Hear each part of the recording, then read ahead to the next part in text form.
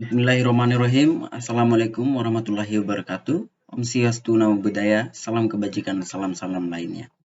Pada kesempatan kali ini, saya akan mempresentasikan makalah sosiologi hukum dengan judul Relevansi Tindak Pidana Mati Terhadap Pelaku Tindak Pidana Narkotika. Permasalahan hukum yang paling sering kita jumpai pada kasus pidana, yakni pembunuhan, pencurian, pemerkosaan, dan narkotika. Narkotika atau psikotropika, yang biasa disebut sebagai narkoba, merupakan jenis obat atau zat yang diperlukan dalam dunia pengobatan. Akan tetapi, apabila dipergunakan tanpa pembatasan dan pengawasan, dapat menimbulkan ketergantungan serta dapat membahayakan kesehatan pengguna atau pemakainya.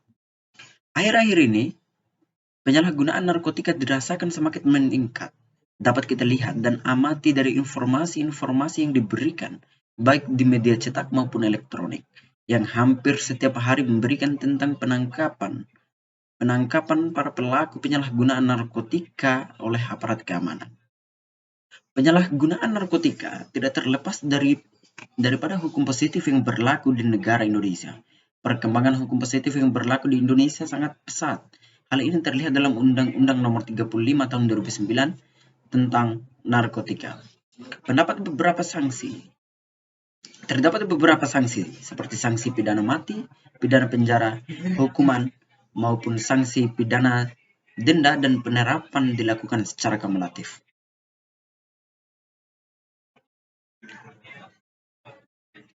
Undang-undang mengenai narkotika yang lahir pada zaman kemerdekaan adalah Undang-Undang Nomor 9 Tahun 1976. Undang-undang ini memiliki cakupan yang lebih luas dan disertai ancaman pidana yang lebih berat.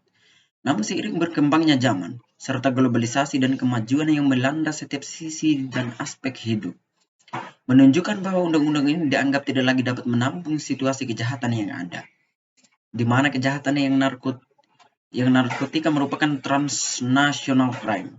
Maka lahirlah undang-undang yang bersinergi dengan ini, yaitu Undang-Undang Nomor 5 Tahun 1997 tentang psikotropika. Kedua, undang-undang ini menjadi dasar pemidanaan terhadap pelaku tindak pidana narkotika. Undang-Undang Nomor 35 Tahun 2009 bahwa narkotika di satu sisi merupakan obat atau bahan bermanfaat untuk pengobatan atau pelayanan dan pengembangan ilmu pengetahuan sebagaimana ditegaskan dalam pasal 7. Akan tetapi, di sisi lain, apabila pelaku penyalahgunaan akan menimbulkan ketergantungan yang sangat merugikan apabila digunakan tanpa pengendalian dan pengawasan yang ketat. Pengawasan dalam hal ini dilakukan oleh Kementerian Kesehatan Kepala Badan Pengawasan Obat dan Makanan, sebagaimana ditegaskan dalam pasal 11 Undang-Undang Narkotika dan Undang-Undang Psikotropika. Pengedar narkotika atau psikotropika adalah orang yang melakukan kegiatan penyaluran dan penyerahan narkotika atau psikotropika. Akan tetapi, secara luas, pengertian pengedar tersebut juga dilakukan dan berorientasi kepada dimensi penjual, pembeli untuk diedarkan menyangkut, menyimpan, menguasai, menyediakan, serta melakukan kegiatan mengekspor dan mengimpor narkotika atau psikotropika.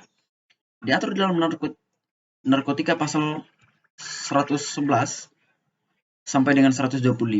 Ketentuan tersebut terdapat pertimbangan menimbang dari Undang-Undang Nomor 35 Tahun 2009 tentang narkotika.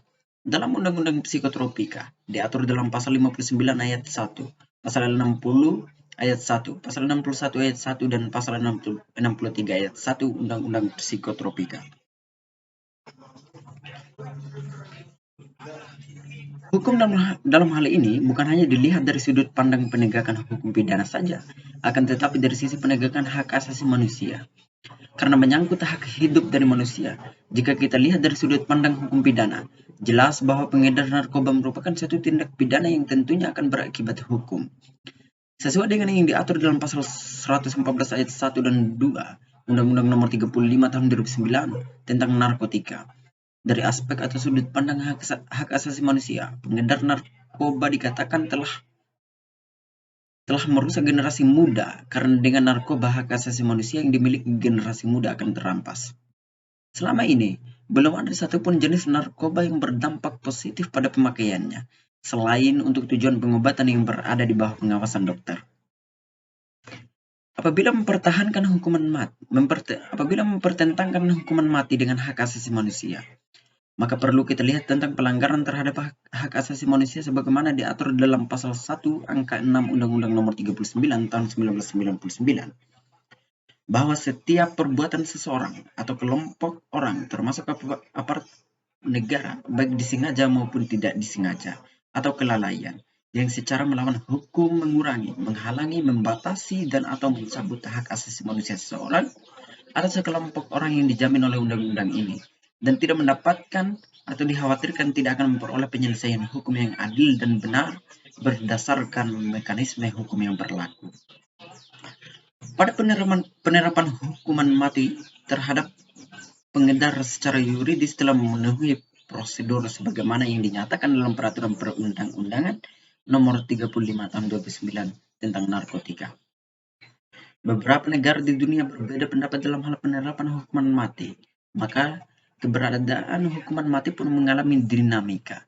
Terdapat negara yang menolak pelaksanaan hukuman mati, dan karenanya negara-negara menghapuskan hukuman mati, sedangkan beberapa negara yang lain masih menerapkan pelaksanaan hukuman mati karena dianggap masih efektif. Bagi kedua kelompok tersebut, baik yang mendukung ataupun yang menentang, keduanya mendasarkan pendapatnya kepada alasan normatif maupun sosiologis. Indonesia sendiri, 86% menyatakan setuju dengan hukuman mati yang diberikan kepada pengedar narkoba. Alasan yang banyak diungkap adalah narkoba merusak generasi muda, 60,8%, dan dapat menyebabkan efek jerah, 23,7%. Sedangkan alasan yang tidak setuju adalah dikarenakan masih banyak hukuman yang lebih manusiawi. 34% hukuman mati merupakan pelanggaran hak asasi manusia, 28,4%.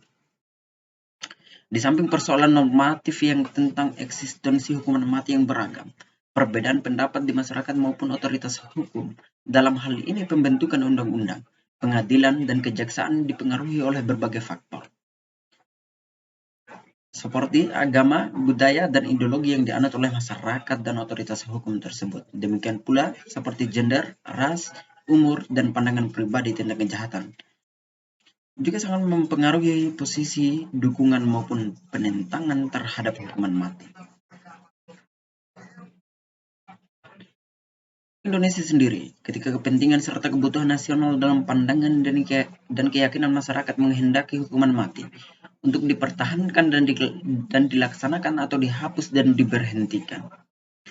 Keduanya harus disikapi secara objektif. Ketika terdapat suara yang menghendaki dihapuskannya hukuman mati di dalam hukum positif Indonesia, maka mereka perlu meyakinkan atau bahkan membuktikan secara empiris bahwa mayoritas masyarakat Indonesia juga memiliki pandangan yang sama dengan mereka.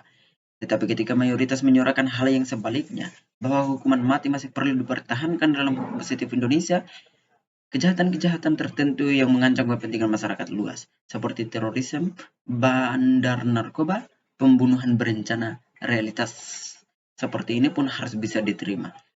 Sekaligus mencatat Indonesia sebagai negara yang tidak menghormati hak asasi manusia, karena masih mempertahankan hukuman mati.